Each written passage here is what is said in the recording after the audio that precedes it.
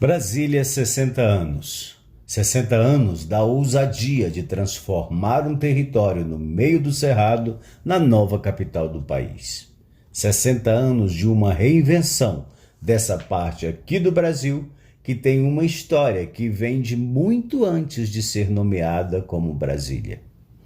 Para celebrar o aniversário da capital, ofertamos como presente o resgate de parte da história da educação na cidade. O que hoje entendemos como Secretaria de Estado de Educação começou a ser implantada por Ernesto Silva como Comissão de Administração do Sistema Educacional de Brasília, CASEB, lá pelos idos de 1957 até os princípios de 1960.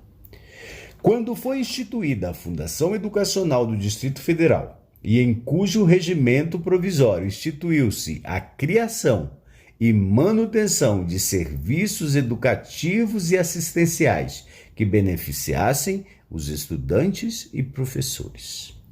Assim, surgiu o primeiro serviço de orientação educacional e vocacional na rede oficial de ensino de Brasília, no ginásio do Plano Piloto, atual CASEB.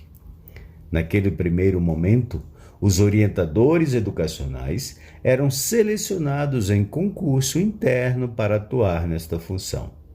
Somente no ano de 1973, houve o primeiro concurso específico para orientação educacional, seguido dos concursos de 1983, 1996, 1997, 2004 e 2015. Diante desses fatos, surge a curiosidade em saber como a orientação educacional constituiu sua identidade no contexto histórico de Brasília. O que significa ser orientador educacional em uma cidade considerada patrimônio da humanidade? Será que a marca da inovação, da ousadia e da esperança, da qual surgiu a cidade capital, também está presente na forma de exercer a orientação educacional? Como inventariar essa trajetória? O que podem revelar algumas das pessoas pioneiras da orientação educacional, da formação continuada, da gestão em nível central e da nova geração, para que se possa reconhecer os traços de memória, identidade e pertencimento que podem constituir a orientação educacional em patrimônio de Brasília. A orientação educacional é uma prática que ela se faz ao longo dos anos. Quanto mais você orienta, mais orientador você vira. Eu costumo dizer que eu sou orientador porque eu gosto de gente, de problemas de gente.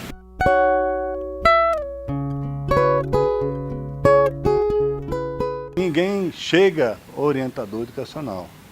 Você vai se fazer orientador educacional no dia a dia, tendo a capacidade de compreender as dificuldades de aprendizagem dos estudantes, capacidade de delimitar o seu campo de atuação, a possibilidade de construção da sua própria identidade, a busca de construção do seu referencial teórico, porque sem ele você vai ficar perdido, vai virar um faz tudo na escola, não vai fazer nada.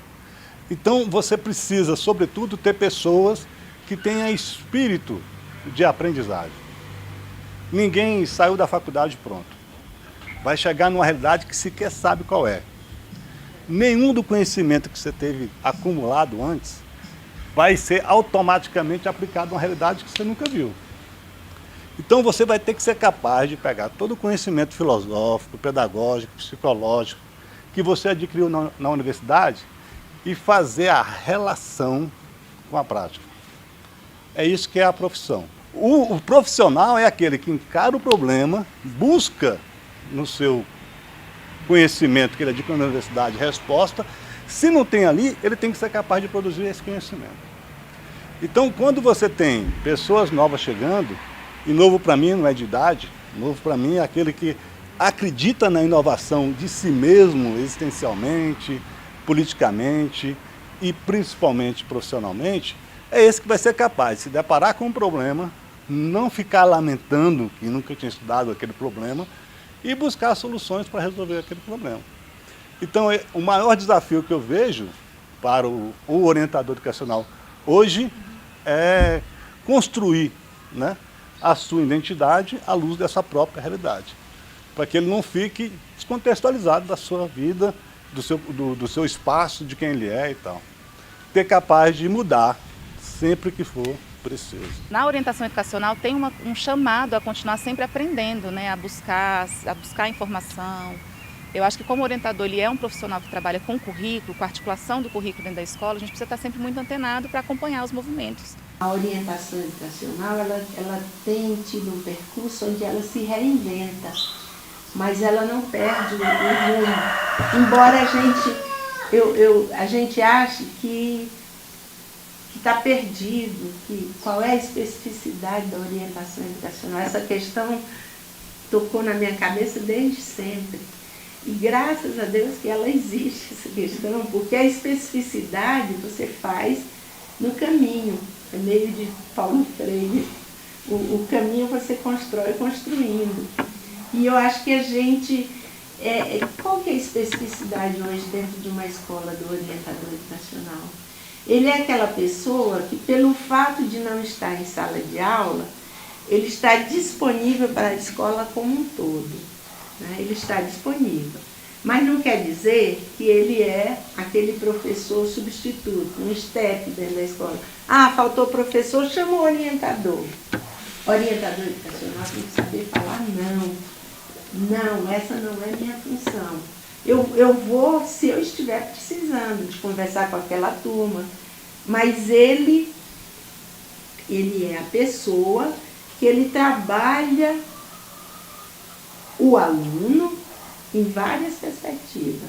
Na perspectiva pessoal, na perspectiva acadêmica e na perspectiva profissional. Né? Então, ele, na perspectiva pessoal, ele tem que estar de fora, né, da sala de aula, porque ele vai ver as relações interpessoais do aluno consigo mesmo e do aluno com o coletivo da escola, professor, direção, coordenador, que hoje tem, né, com porteiro, com as merendeiras, com todo o coletivo da escola.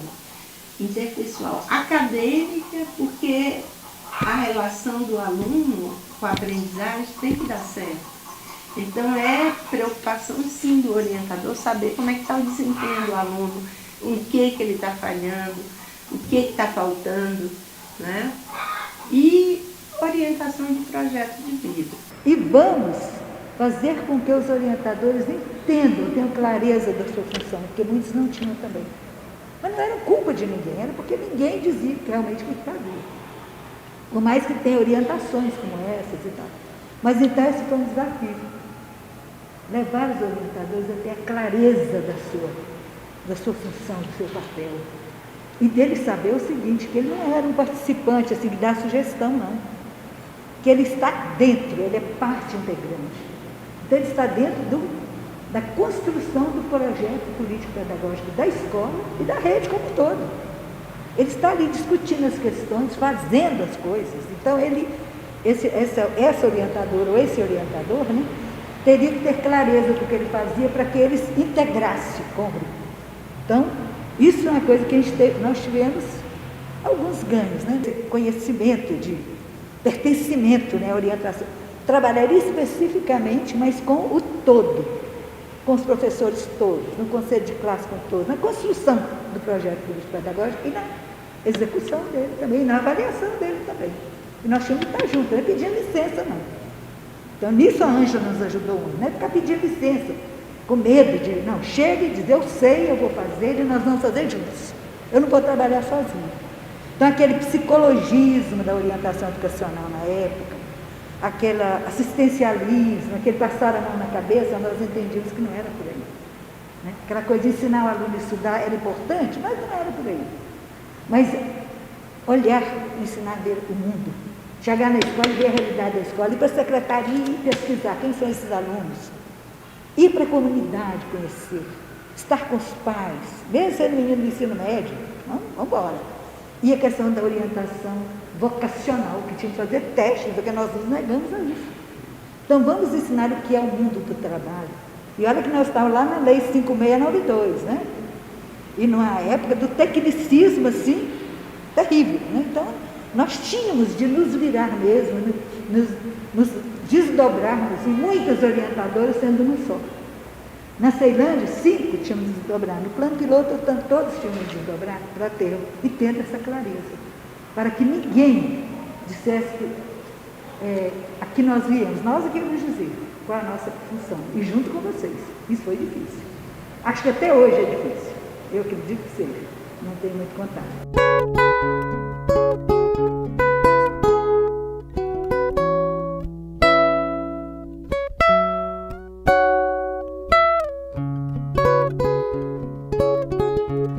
Eu entrei na fundação em 78, que foi o primeiro concurso que aconteceu até para cumprir a legislação, que a 5692, no artigo 10, ela dizia é obrigatória a orientação educacional, especialmente voltada para a escolha vocacional por causa dos cursos profissionalizantes.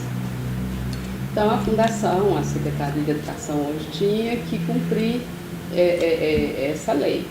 Fez o concurso e nós entramos 100 e poucos orientadores, muito pouco, um número insuficiente para a necessidade do órgão. Mas assim ele cumpria a lei, porque botou um orientador em cada escola de ensino médio, que é onde, principalmente, prioritariamente, onde tinha os cursos profissionalizantes.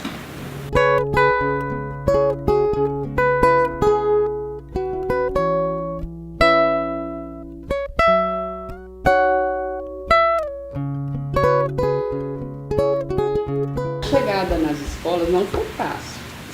Acho que uma das contribuições que a gente deu para vocês foi abrir espaço também. Quando chega o orientador questionando tudo, e o método do professor, né? Como é que o professor relaciona? E aí? Começa a mexer, né? A gente incomodou muito. Quando a gente deu a volta e conquistou a confiança do professor, da direção, nossa, que sensação agradável. Viemos para somar, né? Não para fiscalizar ou achar defeito nas práticas. Era ter uma atuação em nível estrutural ligada ao currículo. A gente travava uma batalha terrível, porque muitos concebiam o orientador educacional como assistencialista. Então ele tinha que estar na assistência educando. E a gente achava que não. Ele tinha que estar junto com o currículo. Então a gente tinha altos embates, né, em relação a isso, porque a gente compreendia que o objetivo da escola é o aluno, o eixo é o currículo, e tudo tem que convergir para que facilite para o aluno. Então a gente não queria aquela situação de ser psicóloga na escola, porque nós não éramos. A gente trabalhava prioritariamente com orientação vocacional. A gente era alocado nas séries finais de ensino de primeiro grau, na época a lei era 5692/71, a gente falava em ensino primeiro grau e segundo grau. Primeiro grau tinha as séries finais, 7º e 8º, que a gente já trabalhava com sondagem de aptidão. A gente levava o aluno a se observar em algumas áreas de conhecimento para ele ver qual o curso profissionalizante que ele queria fazer no ensino de segundo grau. Porque o ensino médio, naquela época, era profissionalizante. Naquela época, o papel do orientador não é nada parecido com o que é feito hoje. A gente fazia estudos de caso, a gente fazia o atendimento individualizado dos pais, a gente tinha horário de dinâmicas de grupo dentro da sala de aula. Então, nós tínhamos horário de aula. Cada dia a gente ia para uma sala para fazer a integração e socialização dos alunos. Então, fora, quando o trabalho era de ensino médio, a gente fazia teste vocacional. Aplicava N testes. Então, era um trabalho completamente diferente. Mas isso reflete o momento que era. Nós estávamos no período mais militar no Brasil. A nossa lei era 5692, que foi escrita naquela época. E, além disso, tínhamos uma influência pelo tradicionalismo, porque era assim.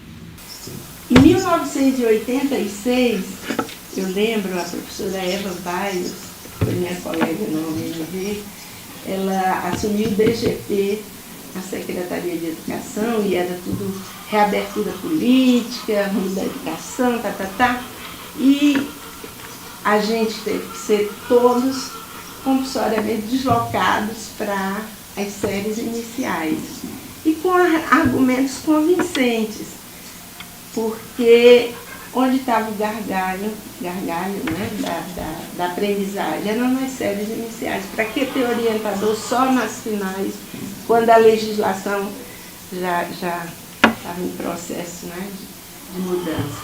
Conclusão, eu me senti altamente violentada com isso. E olha que eu defendo que a educação tem que ser real, concreta, tem que ser para considerar a escola. Eu fiquei meio presa, não podia nem, ao mesmo tempo que eu me senti violentada, eu não podia ir contra, porque o argumento delas estava correto. Eu lembro que a gente teve seminários, orientação educacional no DF, sempre teve essa característica, é um povo que estuda, que debate e está sempre preocupado em se encontrar. Nós criamos visibilidade para o grupo de orientadores do Distrito Federal, participando nos congressos. Nós fomos, a Federação Nacional promovia a cada 2 anos um encontro regional, no Sul, no Sudeste, no Centro-Oeste, todos os estados do Brasil tinham associação de orientadores, todos. Então, você tinha um encontro regional para preparar para o Congresso Nacional. De 2 em 2 anos havia um congresso nacional, que convidavam palestrantes de fora do Brasil e os daqui. Nós pedimos umas horas para dedicar ao congresso e nós fomos absolutamente... Tudo nos foi negado por parte da Secretaria de Educação. Por que eles não quiseram nos ajudar? Porque o tema era orientação educacional e democracia, e era 84.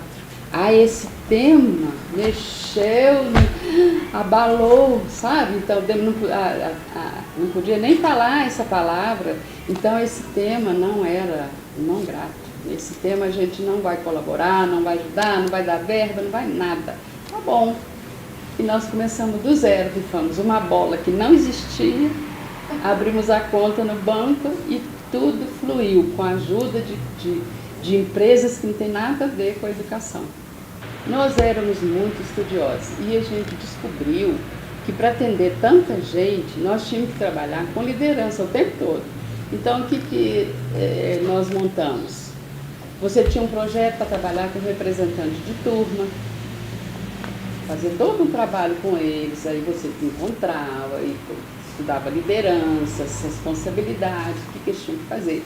Nós tínhamos um outro projeto com os professores conselheiros, né? Qual o papel do professor conselheiro? Em que nós poderíamos somar? Nós tínhamos um outro projeto para trabalhar com tutoria com os próprios alunos, assim, no reforço escolar. O professor indicava o aluno que poderia ajudar e a gente acompanhava. Eu me lembro que um professor de matemática me perguntou assim: e agora, o que vocês vão fazer com a democracia? Quando houve a abertura política e tal. Eu falei, mas você não aprendeu conosco que tudo que nós fizemos foi democraticamente, porque quando nós começamos a trabalhar com representantes de turma e conselho de classe, nós mexemos muito com os professores, porque nós colocamos alunos no conselho. Era um exercício de democracia, né? Tinha mudado já o regime militar, tinha uma nova lei de ensino, que custou a sair, mas saiu. Tinha... quando a legislação foi já no governo do professor, presidente professor, quem vai lembrar, aí Fernando Henrique Cardoso publicou a legislação e também publicou os componentes curriculares, os parâmetros curriculares, que era a revolução da época na educação. Então, nós que éramos menos de 200, eu nem vou falar que era só 150, não, porque tinha gente por aí. Nós abraçamos porque ninguém das escolas sabia. A gente tinha um pouquinho mais de conhecimento para abraçar essa causa. Então, tinha a educação sexual como tema transversal, tinha do indivíduo, como é o homem, o indivíduo, suas características, o respeito. Aí veio toda aquela gama de valores que nós tivemos, então, de alimentar nas escolas. E a gente fazia nas regionais, a gente ia reunia as escolas no auditório grande. Nem todas as regionais tinham orientadores. Então, nós aqui íamos para todas fazer o trabalho. As regionais solicitavam um auditório grande, reunia os professores, e a gente fazia dinâmica, a gente ensinava tudo isso. Então veio a educação sexual, prevenção, DST, droga. Então nós começamos a fazer assim, nós começamos a tecer uma teia, porque a gente não era soberana, de jeito nenhum, bem humilde. E a gente ia divulgando com os orientadores intermediários, com os orientadores locais, que a gente toda semana estava junto, né? E então isso aí foi um pulo.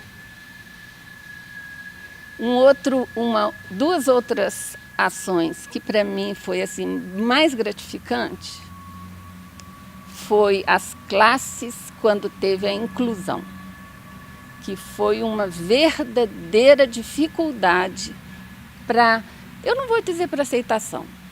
Aceitação todo mundo queria, mas ninguém sabia como fazer. Então nós associamos bem com o núcleo não, a Diretoria de Educação Especial.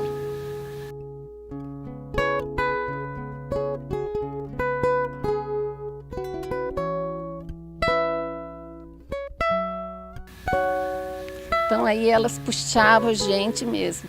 Daí que a gente queria sempre assim, onde vai ter escola inclusiva? Aí a gente buscava um orientador para colocar ali, para dar o apoio, o suporte aos professores, aos pais, às crianças. Então esse eu achei assim, eu acredito que os orientadores que optaram, que aceitaram ir para lá, ficaram bem compensados, sabe? Eles ficaram muito felizes, gratificados. E a outra que eu amei foi quando na legislação nossa permitia diferentes formas de formação de classe, né? Então pode fazer por série, por agrupamento, pode fazer aceleração da aprendizagem. Quando foi montada a aceleração da aprendizagem, o SOI todinho estava dentro.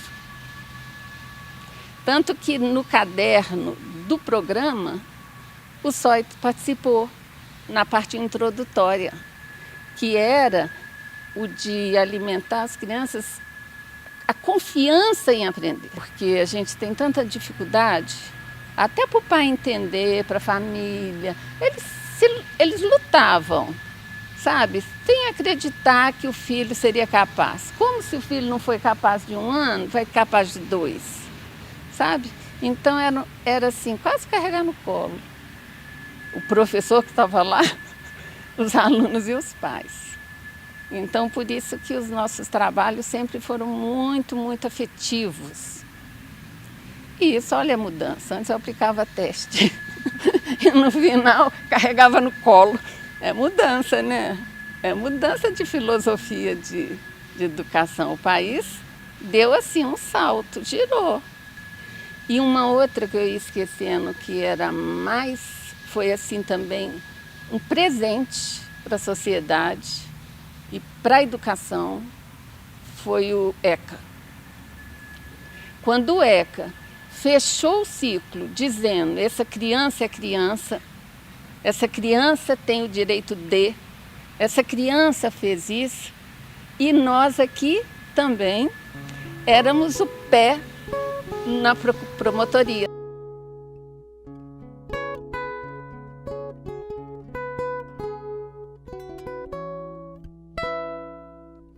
O curso sobre o ECA, eu acho que todos os orientadores fizeram, porque os da promotoria teve, a UNB teve, quem mais? Teve tanta gente que ofereceu o curso para nós, porque nós éramos a pessoa que estava mais lutando pela causa. Nosso trabalho é totalmente vinculado ao ECA. Quanto mais o orientador souber sobre o ECA, mais se sentir que o ECA empodera a nossa profissão, né? E a gente, com o ECA, a gente tem chances de articular conversas com a nossa direção. A educação trabalhou sozinha até esse tempo. Eu acho que hoje a rede que é feita é muito bacana. Ninguém está sozinho, né? E cada um tem a sua especialização. Ninguém garante conhecer o que o outro conhece, nem precisa. O que ela sabe, o que eu sei, né? Então, eu acho que foi um momento histórico para a educação. Foi uma mudança grande demais. A educação não tinha esses momentos assim tão... Mudava-se o quê? Método de alfabetização. Era global, depois virava silábico, depois virava fônico. Eram as grandes mudanças. Mas na relação não existia. A gente ainda não tinha conquistado o dia de coordenação, então era muito difícil.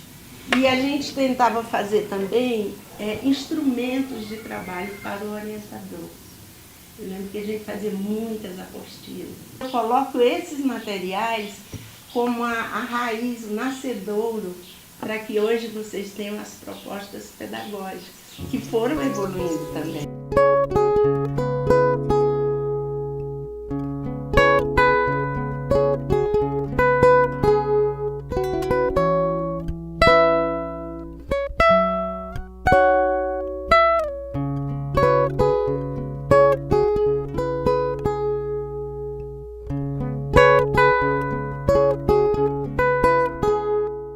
Todo gestor, ele tem um segmento, uma linha a seguir, né?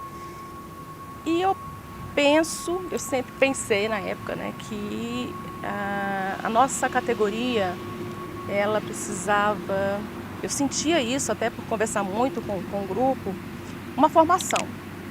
Então a linha que eu quis seguir foi a linha da formação mesmo, continuada, né?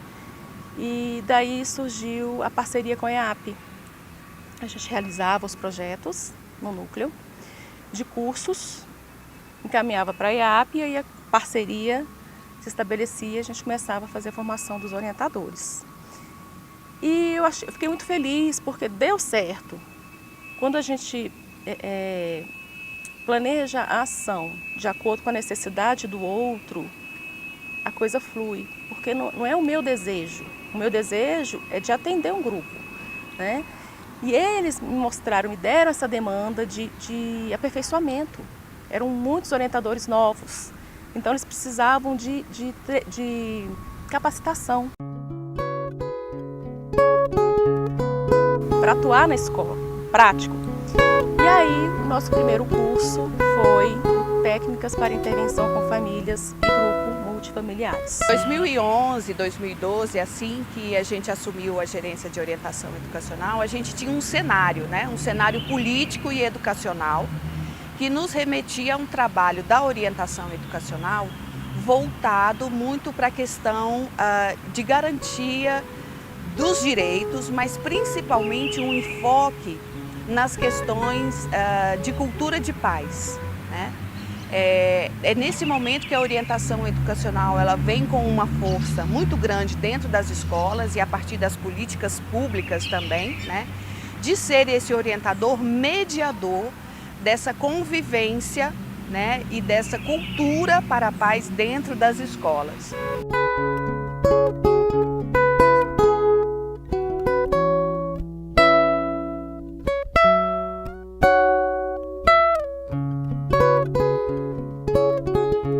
Uma coisa nova na rede na época, que foi um regimento que alterou a atribuição da orientação educacional, colocando o orientador responsável por identificar e auxiliar na superação dos conflitos dentro da escola. E ninguém tinha muita formação sobre o que era mediação, como é que olhava, né, para os conflitos. Como coordenadora intermediária com um grupo grande que chegou em 2008, fui atrás de informação. Dentro de uma formação que foi oferecida pela rede, apareceu o tema da mediação de conflito e junto com algumas colegas a gente fez o primeiro projeto de mediação de conflito como praxis educativa. Então a gente, dentro desse projeto, tinha uma ação de formação que as colegas que estavam em escola faziam a formação para os professores da sua escola. Como os orientadores eram a minha escola, porque eu estava na regional, eu fazia a formação desses colegas. Então, durante o ano de 2010, eu fiz uma formação de todos os orientadores do Gama em mediação de conflito. E aí começou a ter uma certa repercussão na rede, assim, essa ação que estava acontecendo, porque existia um setor que cuidava da parte de cultura de paz na rede naquela época. E aí eu fui chamada para a IAP para fazer essa formação ampliada para toda a rede. Então, eu cheguei na IAP em 2011 com o compromisso de fazer essa formação em mediação de conflito. Quando eu cheguei aqui, a gente tinha uma colega orientadora, a Regina Salmazo, que ela já ofertava um curso para os novos ingressantes da carreira da orientação educacional, né, que entraram em 2008. No grupo, a gente tinha também outro orientador educacional de formadores, né, que é o Airan. E a gente começou a fazer essa articulação com a Regina, né, para entender como é que ela chegou aqui. E a partir daí a gente começou a pensar na possibilidade de fazer todo um programa de formação, né, com cursos, com outras atividades, outros eventos, né, outras ações de formação continuada. A formação que nós trabalhamos em parceria com a Gerência de Orientação Educacional, que foi qualificar e empoderar, através da formação, os coordenadores intermediários, né? Então, nós primeiro demos atenção para os ingressantes da carreira, depois os colegas que estavam nas escolas, nos locais de trabalho, né, com seus projetos, e depois a gente foi trabalhar com os intermediários, que a gente também percebeu essa demanda e essa necessidade, né, deles também se qualificarem em relação à coordenação, ao trabalho coletivo, né, ao acolhimento dos orientadores em nível intermediário, né, entender como é que faz uma gestão em nível intermediário. Então, nós trouxemos pessoas também fantásticas para aprofundar esse tema, né, para qualificar, né, a praxis desses profissionais também. Então, nós tivemos um curso de gestão, né, mais específico de gestão dentro da coordenação intermediária. E tivemos também 2 edições do curso de arte de manejar grupos, né, e coordenações em rede, que foi também trazendo essa qualificação para os novos coordenadores intermediários ao longo do tempo. O curso Aprender Sem Parar, Orientação Educacional, né? Por que ele é, para mim, um marco assim, de qualificação e empoderamento da praxis dos orientadores educacionais? A realização de uma conquista, né, e de um direito, que o concurso, né, de 2018 e de 2019 para orientadores educacionais, e que entraram na rede nessa leva, né, o penúltimo foi em 2008, então, né, mais ou menos 10 anos depois, né, parece que é de 10 em 10 anos, cada década a gente tem novos concursos. Mas por que foi marcante? Porque entraram 500 novos orientadores. Nos deparamos com um grande desafio: como que nós vamos formar 500 ao mesmo tempo? Era para nós, né, uma celebração incrível, que a gente tinha que construir o novo, né, sem nenhuma referência. Quando o orientador ele se empodera e se qualifica, ele vai para uma sala de aula desenvolver um projeto com mais segurança, com mais confiança, acreditando no seu potencial, que todos têm, todos têm, e tendo uma plena consciência do que ele está fazendo, por que ele está fazendo, como que ele faz e qual é a melhor maneira de fazer. E um aspecto que eu acho muito marcante, pelo menos do que eu consegui participar, da minha experiência, né, na rede aí, é o Fórum da Orientação Educacional. Assim, o Fórum da Orientação Educacional ele surgiu dentro do espaço da formação continuada, ele surgiu, a ideia dele já surgiu coletivamente, que é muita cara da orientação também, né? Quando eu cheguei em 2011, já havia na EAP, além do curso de mediação que estava voltado para os orientadores, tinha também um curso de projeto interventivo em orientação educacional, que era conduzido pela Clécia e pelo Airan. A Regina, na época, estava lá na EAP, mas ela estava com uma formação voltada para o público de coordenação. E aí a gente tinha a ideia assim, tá tendo, né, digamos assim, na verdade eram 3 formadores, várias turmas que estavam, de alguma forma, trabalhando com orientação educacional. E aí o Airan me chamou uma vez para falar numa das aulas dele lá sobre cultura de paz. E aí fui falando da importância do trabalho coletivo, da gente se saber, de articular as ações. E aí um cursista disse assim, isso é interessante, a gente tinha que ter um fórum, né? A gente tinha que ter um fórum, um congresso, porque a gente tem tantas ações legais aí da orientação educacional e a gente não sabe. E eu fui muito contar a experiência do trabalho de mediação no Gama, falando que a gente fazia o trabalho junto, pesquisava junto, né? As colegas começaram esse projeto. E eu falei assim, a gente podia fazer. Aí eu falei assim, podia. O que a gente precisa fazer para acontecer? Eu falei assim, nós somos sujeito de poder. Se a gente acredita que é possível e investe energia nisso, é possível. E aí assim, surgiu num papo, né? E aí quando a gente saiu de sala, a gente já saiu da sala de formação, né? Indo para o nosso espaço lá de coordenação. Eu e a Airan matutando, como é que a gente pode fazer? Muito legal essa ideia. E aí, pensando assim, com quem a gente precisa se articular? Na época a gerência tinha acabado de ser constituída. Então assim, a gente teve um papo muito rápido com a gerência, que também já falou um pouquinho para as coordenadoras intermediárias da época. A gente foi fazer uma conversa com a UNB e assim começou o primeiro fórum. Assim, coisa de 1 mês e meio, a gente, muito coletivamente, produziu esse espaço de formação. A gente colocou próximo ao dia 4 de dezembro, que é o dia do orientador educacional, então se tornou um evento de celebração e de formação. E aí, assim, a gente não sabia, né, o que poderia acontecer, mas lá atrás, aquele primeiro fórum acabou se revertendo numa ação que é anual e contínua, aí estamos chegando no 10º fórum. No nosso primeiro fórum a gente teve a presença da Miriam Grispun, que é assim, uma referência teórica para a gente, então já começou com muita força. Depois a gente teve a presença do Silvio Bock no segundo. Lembro que o primeiro fórum aconteceu lá no Museu da República, né, Museu Nacional. O segundo fórum aconteceu no Teatro Nacional. E a partir do terceiro, a gente veio para o Cine Brasília, que é aqui, né, onde a gente está. E a gente teve algumas edições que foram na EAP, mas a gente vai vendo assim, a cada ano, esse processo de construção coletiva, de qual é o tema que a gente quer estudar, qual que a gente quer dar uma evidência esse ano. Vamos procurar o espaço, vai ter coffee break, não vai ter coffee break, quem vai ser o palestrante. Então hoje, assim, quando eu penso a formação continuada e um legado, uma memória, algo que demarca a identidade, eu penso no Fórum da Orientação Educacional. Não só pela essa questão histórica de ter várias edições, mas pela essa forma coletiva com a qual ele é construído. E eu acho que isso também acaba deixando, de alguma forma, e assim, eu escuto muito nos relatos de outros profissionais, né, da educação, sabe uma sensação assim de, quando a gente mostra que a gente pode fazer alguma coisa, a gente autoriza outras pessoas a fazerem. Então eu vejo que o fórum ele é uma memória, uma identidade que é da orientação, que é reconhecida na rede, com assim, nossa, lá vem o fórum da orientação, já tem uma referência assim de que vai ser um fórum que vai vir com uma novidade, porque tem essa coisa, né, da criação conjunta.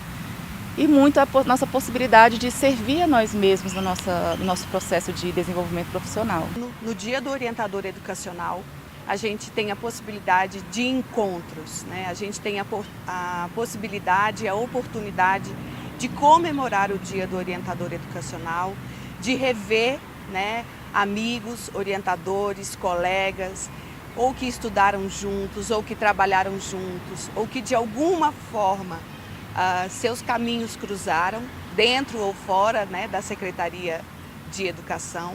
Então é um espaço que para a orientação educacional é carregado de afetividade, de acolhimento, mas de principalmente um espaço de transformação e formação profissional. Quando houve a unificação dos trabalhadores em educação. Então, a briga maior de todas não era da orientação, era da supervisão. Supervisores, aqui não tinha supervisão, mas lá, nos outros estados, não queriam ser sindicalizados, nem o sindicato de professores não queria unificação. Dessas categorias da pedagogia, essa foi a mais difícil. Mas não teve jeito, ganhamos, votamos a favor e fomos unificados, aí passamos a ter mais respeito. Aí na hora de uma comissão de negociação, nos dava ter eu, ou a Ângela, ou a Vicência, ou alguém, a Lúcia Santos, dizendo, gente, na mesma negociação, lembra dos ganhos do concurso dos orientadores, lembra da coordenação pedagógica? Não precisava mais, agora estavam professores e orientadores, o que permanece até hoje. E aí, esse orientador que tinha autoestima lá embaixo foi para passeata, foi para o congresso, e também íamos lá na Secretaria de Educação, com a nossa cabeça erguida e nossos olhos brilhando, que agora nós sabíamos das coisas, né? Nós sabíamos das coisas, nós estávamos participando da vida pedagógica, da vida sindical.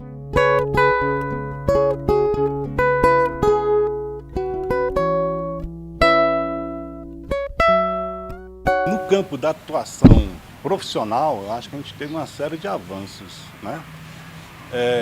Um dos mais importantes que eu considero foi realmente a gente permanecer na carreira magistério. Porque quando eu entrei, ainda tinha muita gente que tinha dúvida se a gente era da carreira de magistério ou se a gente era da carreira de especialista, né, do pessoal, do corpo técnico da escola. Nosso trabalho é um trabalho eminentemente pedagógico, não é um trabalho de secretaria escolar, não é um trabalho administrativo, não é um trabalho disciplinar, né? Então, a finalidade do trabalho é que diz onde é que a gente tem que estar. Outro ganho importante foram encontros com a UNB. Profissionais da Faculdade de Educação, da Pedagogia, estavam constantemente com os orientadores educacionais da rede. Gente, isso foi muito importante também, porque aí nós íamos para lá para seminários, né? Quando havia algum congresso, eu acho que a Secretaria de Educação não fez nenhuma, não sei se em 96 ou 97. Mas quando sempre fazia, né, ou o NB tinha seminários, nós estávamos lá, os orientadores presentes, né, entendeu? E aí você estuda, e você tem muita coisa, você abre os horizontes, sai do seu corporativismo e passa a ser um cidadão que está dentro da educação, conhecendo a realidade, não para se adaptar a ela, mas para transformar. Eu acho importantíssimo que nós passamos a ter a visão de mundo bem mais ampliada. Isso, gente, não tem até hoje. Eu não sei como os orientadores discutem essa questão, né? Quando você fala divide-se a filosofia e fala aqui materialismo dialético histórico, aqui o positivismo, funcionalismo, aqui as coisas são e ficarão para sempre. Deste lado, as coisas estão, não ficarão, como diz o Lulu Santos, né? Lulu Santos fala assim, né? Nada será, daqui a um segundo já mudou tudo. Então esse é o materialismo dialético, é o movimento, né? Isso os orientadores não tinham essa visão. Então, porque a faculdade não dava essa visão para a gente. Para as pessoas que iam para congressos, que estavam nessa luta pedagógica, sindical e política, é que conseguiam abrir os olhos da gente, para conhecer a realidade. Criar naquele aluno ali, que a gente fala nisso, mas ninguém sabia como, um senso crítico. Porque nem nós tínhamos. Como é que nós vamos passar isso para o outro? Outro ganho muito bom, outra conquista, é a gente, em 88, para o Congresso, brigar para lá naquela Constituição de 1988, estar a educação contemplada e a orientação educacional, não talvez com esse termo, mas bem contemplada ali. Ficávamos 2, 3, 4, uma semana, um mês indo para lá, e muitos orientadores. E lá íamos para os gabinetes conversar sobre a educação de qualidade. Então, qualquer coisa, e a Ângela era muito perspicaz mesmo, nos ajudava. Gente, olha esse artigo aqui, a gente está excluído, nesse aqui e tal. Então, a gente ia brigar por isso. E orientadores fazendo isso. Antes, o pessoal dizia, nunca vi um orientador indo para um gabinete para pedir alguma coisa. Mas sempre a gente teve essa luta da aposentadoria, do espaço físico. Se falava muito sobre o espaço físico do orientador dentro da escola. Então, a gente sempre conversava a respeito disso com as direções.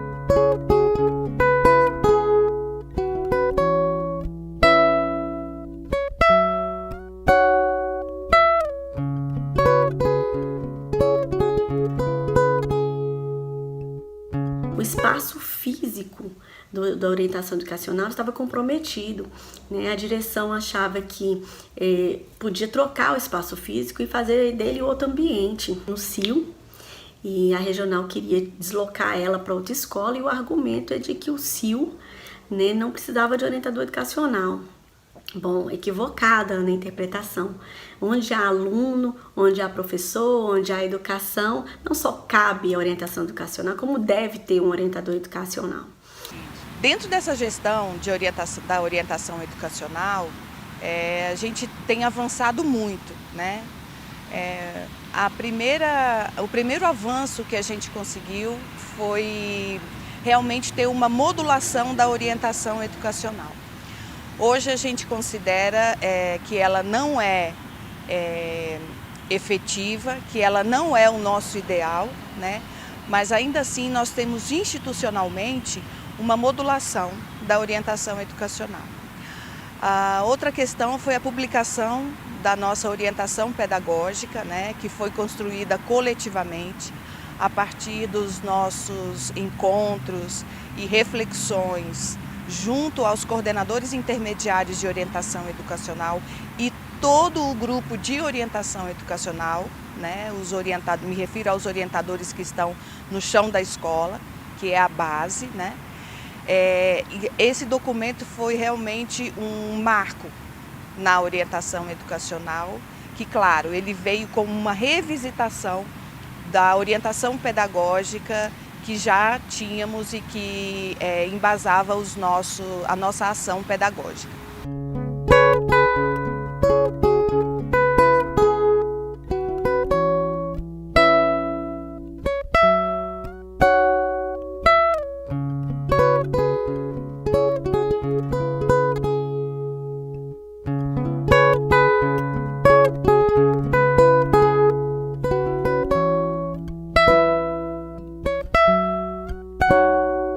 Hoje, dentro da Secretaria de Educação, a gente tem um panorama bem diferente do que a gente tinha em 2011, né? Quando eu assumi a gerência. Hoje nós temos cerca de 1.082 orientadores atuantes nas escolas públicas do Distrito Federal. Hoje nós temos uma política que é pensada e voltada para a orientação educacional, pensada por orientadores educacionais, né? Hoje nós temos também vários documentos e estamos inseridos em inúmeras políticas públicas que alicerçam o nosso fazer pedagógico, que alicerçam a nossa prática, mas que principalmente nos dá força para a nossa praxis pedagógica acontecer de maneira significativa e contributiva para o nosso estudante e para a nossa educação pública de qualidade. Acho que isso que vocês estão fazendo agora, querer saber, né? Eu achei extremamente positivo vocês quererem saber, porque até aqui nunca ninguém perguntou. Eu acho, gente, a história é importante demais, né? A história que nos faz cidadãos, que nos faz compromissados. Então, eu acho que é muito importante vocês quererem saber como foi, fazer esse resgate. Acho que muito importante, e saber a história e continuar, que nós nos sentimos. Tanto que eu aceitei o convite de cara, não por vaidade, mas assim, por compromisso, sabe? Por compromisso. Eu achei que essa história tem que ser contada, ela tem que ser conhecida, entende? Eu acho que, e nós nos sentimos extremamente recompensados ver vocês aí, trabalhando pela orientação, acreditando na orientação, como eu acredito. A gente sempre lutou pelo SOI dentro da escola, não sei se hoje ainda tem. A gente tinha uma salinha, não precisava ser grande, a gente tinha que ter garantido um espaço privativo para atender o aluno, né? E a gente também não ficava na escola como se fosse um apêndice, aquela pessoa que está lá no cantinho, não. hora do intervalo você tem que estar dentro da sala dos professores, você tem que estar com os professores, você tem que acompanhar.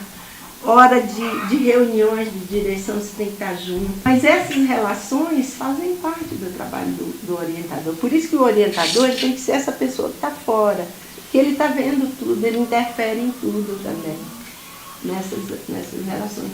E estudar sempre. Eu não consigo ver um orientador que não gosta de estudar, que não estude, compreender o contexto. Hoje nós estamos vivendo um contexto muito difícil.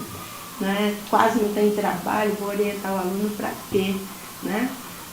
Tem que ter saída, gente. O projeto do ser humano é se realizar e ser feliz. Né? É uma dádiva a vida. E o orientador é comprometido com ele.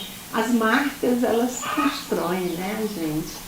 Eu tenho uma coisa muito boa na minha trajetória profissional que eu gostaria de deixar como legado para os meus alunos, para os orientadores. É a participação política. Então, a gente, como estudante da UNB em plena ditadura, que não podia se organizar, a gente se organizava em associação, porque associação podia, sindicato não. E ia construindo já o que via a ser o Sindicato dos Professores. Como professora e como orientadora, eu sempre fui ligada ao Simpro. Né? Não tanto quanto eu gostaria, mas sempre fui. E agora na UNB a gente ainda trabalha com a DUMB, né? Que é... Por que isso? Porque eu acho que isso abre caminhos, abre visões, né? Abre perspectiva. A luta política é muito importante, ela te constrói também. A gente tem que ser conhecido para ser reconhecido. No final de cada ano, a gente tinha um encontro. Eu não sei se chamava mostra de trabalho, se chamava intercâmbio. Cada regional escolhia o projeto que foi desenvolvido lá e apresentava. Todas as regionais apresentavam. Tinha diretor, o diretor nosso sempre ia, nossa diretoria, todo mundo estava lá. Então, as pessoas passaram realmente a conhecer o que é feito em sala, com tudo que eles deixavam a gente sair para estudar, mas a gente voltava, né? E os orientadores, olha, eu tenho o prazer de dizer, eles abraçam de tanta maneira, de tanta disposição, que não tem como dar errado. Tenho orgulho. Porque tem que ter paixão, tem que ter respeito, tem que ter curiosidade, porque a gente não sabe de tudo, tem que estudar, né? Mas assim, tem que buscar com os colegas o apoio, porque sozinho ninguém trabalha. A gente não pode desistir. Porque o diretor ainda não conhece a minha função, a gente ouve isso ainda tanto. E não conhece o trabalho do orientador. Gente, o trabalho do orientador quem vai mostrar é você. Você tem essa autonomia. Mostre. Tem alguma dificuldade com relação à sua ação? Procure se aperfeiçoar, procure conhecer. Mas não jamais fale para alguém que não sabe qual é o seu papel. Não deixe ninguém dizer qual é o seu papel. Você é um profissional formado para isso. Trabalhar a serviço de um outro orientador educacional me marca muito a minha experiência, porque eu sou muito admirada pelos profissionais da orientação educacional. Assim, eu acho que é um profissional que está sempre muito movido pelo afeto, pela esperança, na esperança de que a transformação desse estudante pode acontecer, de que a sua escola pode ser transformada por esse projeto e acredita em algo melhor, em algo positivo e não se furta em empregar esforços para isso acontecer. Então, trabalhar como formadora para orientadores educacionais me marca no sentido de me potencializar na minha esperança e no meu afeto também pela educação.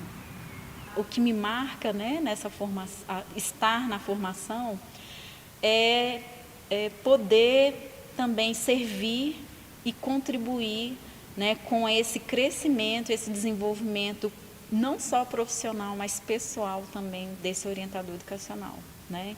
Então, assim, as provocações, as problematizações, né, que a gente usa na metodologia da formação, faz provoca reflexões, né? Reflexões críticas, revisão de posturas, né?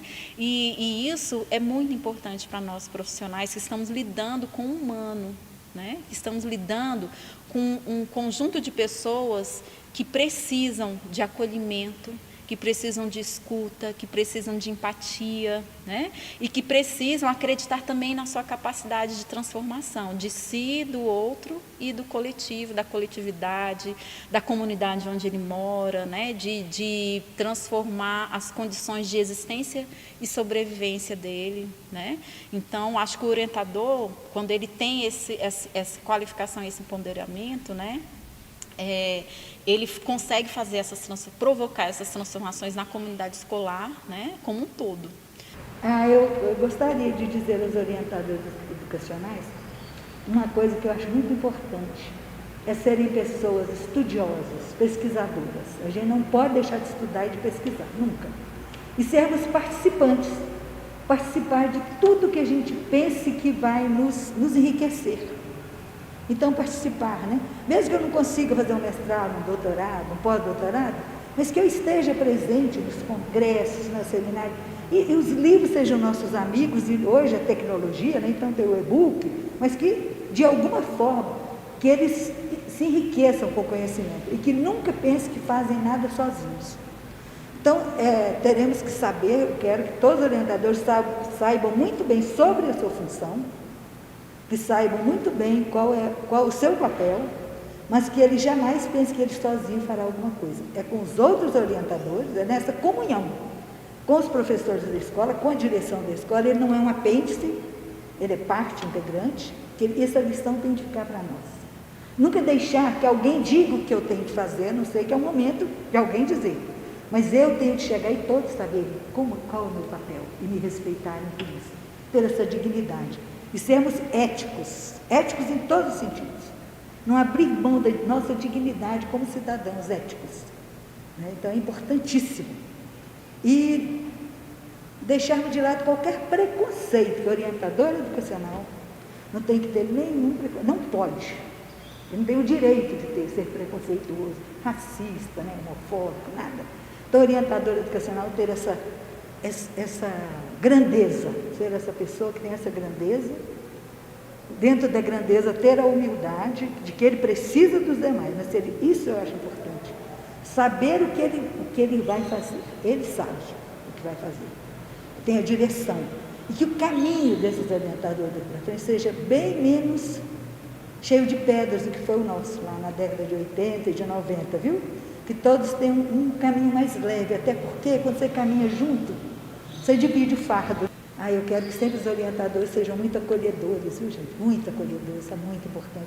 Muito humanos, porque o mundo está ficando desumano. Eu quero que os orientadores educacionais sejam humanos, saibam lidar, né, com a natureza, com o planeta e com os semelhantes. Essas relações são muito importantes, a nossa relação com o outro e com o nosso planeta.